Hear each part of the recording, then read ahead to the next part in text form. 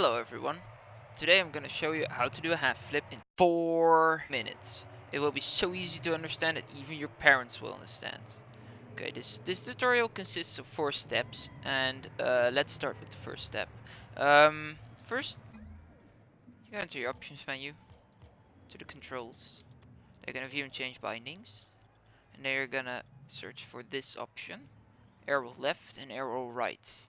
Not the arrow, just arrow, but the arrow left and the arrow right. You're gonna bind one of them or both, but I suggest one of them to a button or, God forbid, a keyboard. Once you've done that, it's time for step 2. For step 2, you're gonna do a normal backflip. Oh, pardon me. You're gonna do a normal backflip like this. You should know how to do a normal backflip, so I'm not gonna explain how to do it. Okay. Step 3. You're gonna do a normal backflip, but you're gonna hold the analog stick forward, like when you want your nose to point down. You should land on the top of your car like this. As you can see, I do a normal backflip, and then I hold the analog stick forwards. Now there can be two problems. One is that you still land on your wheels. That is when you don't hold the analog stick forward too quickly enough.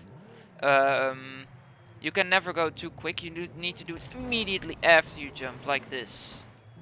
Because you're always gonna land on your roof. And another thing, you might find that your car will tilt to the left or right. That is when you don't hold the analog stick center to the front.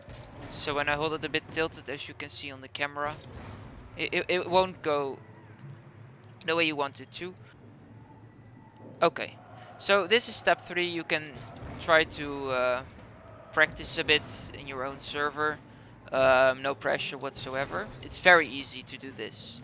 Now comes step 4, and this is why you bound your button, your arrow left or right.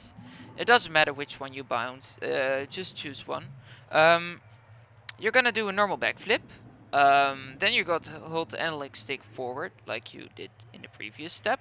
But now you're gonna use your newly bound arrow button at the same time like your analog stick pushing forward. So you're gonna do this and like this. Now you're gonna use your newly bound arrow button. Mine is on X. And you're gonna do this. Just hold it all the way. As you can see, you need to do it at the exact same time as you're pushing your analog stick forward.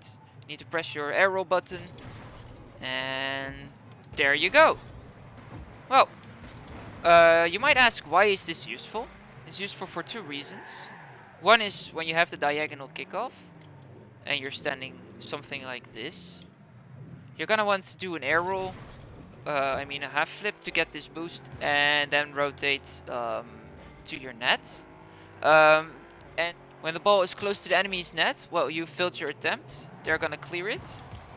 And you're like driving here. You want to do an air roll to get quickly back to your net. It's quicker than just driving around like this. I hope you have enjoyed it, and I'll see you later.